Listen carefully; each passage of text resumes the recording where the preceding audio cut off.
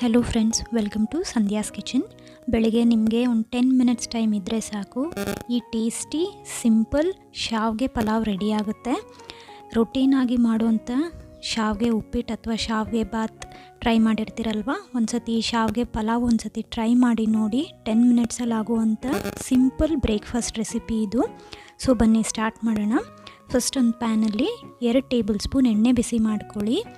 ಎಣ್ಣೆ ಬಿಸಿ ಆದಮೇಲೆ 2 ಹಸಿಮೆಣಸಿನ್ಕಾಯಿ, ಒಂದು ಮೀಡಿಯಮ್ ಸೈಜ್ ಈರುಳ್ಳಿನ ಹಾಕ್ಕೊಂಡು ಫ್ರೈ ಮಾಡ್ಕೊಳ್ಳಿ. ಆನಿಯನ್ ಸ್ವಲ್ಪ ಸಾಫ್ಟ್ ಆದಮೇಲೆ ಇದಕ್ಕೆ 1 ಟೀ ಸ್ಪೂನಷ್ಟು ಜಿಂಜರ್ ಗಾರ್ಲಿಕ್ ಪೇಸ್ಟ್ ಹಾಕ್ಕೊಂಡು ಹಸಿ ವಾಸನೆ ಹೋಗೋ ತನಕ ಫ್ರೈ ಮಾಡ್ಕೊಳ್ಳಿ. ಇವಾಗ ಇದಕ್ಕೆ ಸ್ವಲ್ಪ ಪುದೀನ, ಸ್ವಲ್ಪ ಕೊತ್ತಂಬರಿ ಸೊಪ್ಪು ಹಾಕ್ಕೊಂಡು ಮಿಕ್ಸ್ ಮಾಡ್ಕೊಳ್ತಾ ಒಂದು 30 ಸೆಕೆಂಡ್ಸ್ ಫ್ರೈ ಮಾಡ್ಕೊಳ್ಳಿ. ಆಮೇಲೆ ಒಂದು ಮೀಡಿಯಮ್ ಸೈಜ್ ಅಥವಾ ಚಿಕ್ಕ ಸೈಜಷ್ಟು ಟೊಮೆಟೊ ಹಾಕ್ಕೊಂಡು ಸಾಫ್ಟ್ ಆಗೋವರೆಗೂ ಫ್ರೈ ಮಾಡ್ಕೊಳ್ಳಿ. ಇಲ್ಲಿ ನಾನು ತರಕಾರಿನ ಮೊದಲೇ ಬೇಯಿಸಿ ಇಟ್ಕೊಂಡಿದ್ದೆ.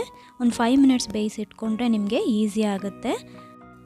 ಇಲ್ಲಿ ನಾನು ಬೀನ್ಸ್, ಕ್ಯಾರೆಟ್ ಮತ್ತು ಬಟಾಣಿನ ತೊಗೊಂಡಿದ್ದೀನಿ.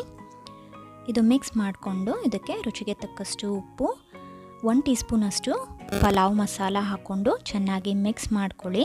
ಮಿಕ್ಸ್ ಮಾಡಿಕೊಂಡು ಇದಕ್ಕೆ 1.5 ಗ್ಲಾಸಷ್ಟು ನೀರು ಹಾಕ್ಕೊಂಡು ಒಂದು ಕುದಿ ಬರೋವರೆಗೂ ಇದನ್ನು ಕುದಿಸ್ಬೇಕು. ನಾನಿಲ್ಲಿ ಆಲ್ರೆಡಿ ರೋಸ್ಟ್ ಮಾಡಿರೋವಂಥ ರೋಸ್ಟೆಡ್ ವರ್ಮಿಸೆಲಿ ಪ್ಯಾಕೆಟ್ ಬರುತ್ತೆ ಅಲ್ವಾ, ಅದನ್ನು ಯೂಸ್ ಮಾಡ್ತಾಯಿದ್ದೀನಿ. ಅದನ್ನು ಯೂಸ್ ಮಾಡಿದ್ರೆ ನಿಮಗೆ ಬೇಗ ಆಗಿಬಿಡುತ್ತೆ ಈಸಿಯಾಗಿ. ಅದು 1 ಕಪ್ ತೊಗೊಂಡಿದ್ದೀನಿ ನಾನು. 1 ಕಪ್ಗೆ 1.5 ಗ್ಲಾಸಷ್ಟು ನೀರು ಹಾಕ್ಕೊಂಡ್ರೆ ಕರೆಕ್ಟಾಗಿ ಬರುತ್ತೆ. ಕ್ಲೀನಾಗಿ ಮಿಕ್ಸ್ ಮಾಡಿಕೊಂಡು ಮುಚ್ಚಳ ಮುಚ್ಚಿ ಇದನ್ನು 5 ನಿಮಿಷದವರೆಗೂ ಮೀಡಿಯಮ್ ಫ್ಲೇಮಲ್ಲಿ ಬೇಯಿಸ್ಕೊಂಡ್ರೆ ಸಾಕು. ನೋಡಿ, 5 ನಿಮಿಷ ಆದಮೇಲೆ ಇದು ಎಷ್ಟು ಪರ್ಫೆಕ್ಟಾಗಿ ಕುಕ್ ಆಗಿದೆ ಅಲ್ವಾ. ಸಿಂಪಲ್ಲಾಗಿ ಆಗುವಂಥ 10 ಮಿನಿಟ್ಸಲ್ಲಿ ಈಸಿ ಬ್ರೇಕ್ಫಾಸ್ಟ್ ರೆಡಿಯಾಗಿದೆ. ನೀವು ಇದನ್ನು ಲಂಚ್ ಬಾಕ್ಸಿಗೆ ಸಹ ತೊಗೊಂಡೋಗ್ಬೋದು. ಈ ರೆಸಿಪಿ ತಪ್ಪದೆ ಒಂದು ಸತಿ ಮನೇಲಿ ಟ್ರೈ ಮಾಡಿ.